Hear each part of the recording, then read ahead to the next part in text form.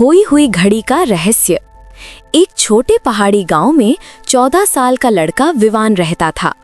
वो चुप रहने वाला, शांत लेकिन बहुत जिज्ञासु था। एक दिन उसे अपने दादाजी की पुरानी अलमारी में एक टूटी हुई सुनहरी घड़ी मिली। घड़ी रुकी हुई थी, ठीक 12:12 पर। अजीब बात ये थी, दादाजी घड़ी को देखकर हमेशा कहते थे, इस घड़ी को कभी मत चलाना। लेकिन क्यों? ये बात विवान के मन में चुभ गई। रात में सभी सो चुके थे। अचानक टिक टिक टिक की आवाज आने लगी। विवान चौंक गया। घड़ी अपने आप चल रही थी, फिर से 12:12 की ओर बढ़ती हुई।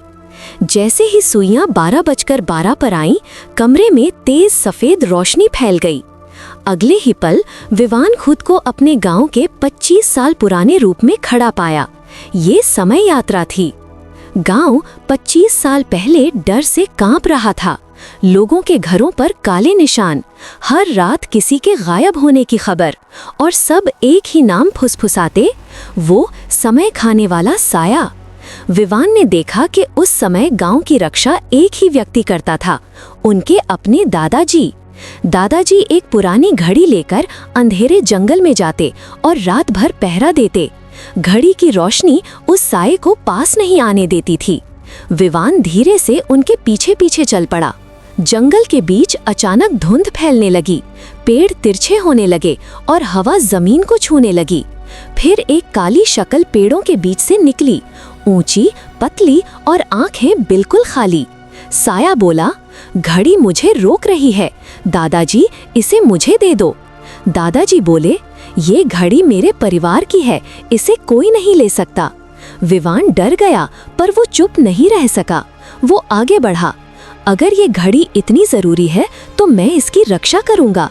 साया उसकी ओर मुड़ा, तुम एक बच्चा? लेकिन घड़ी अचानक और तेज चमकने लगी। घड़ी की रोशनी विवान के हाथों से उठकर हवा में फैलने लगी। रोशनी ने समय को रोक दिया। पत्ते हवा में ही रुक गए, पेड़ स्थिर हो गए और साया भी जम सा गया।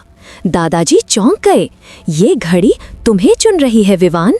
विवान ने घड़ी को कस कर पकड़ा और कहा, समय किसी का दुश्मन नहीं, लेकिन तुम गांव के दुश्मन हो। उसने घड़ी को जमीन पर मारा। एक जोरदार चमक हुई। साया चीखता हुआ धुएं में बदल गया।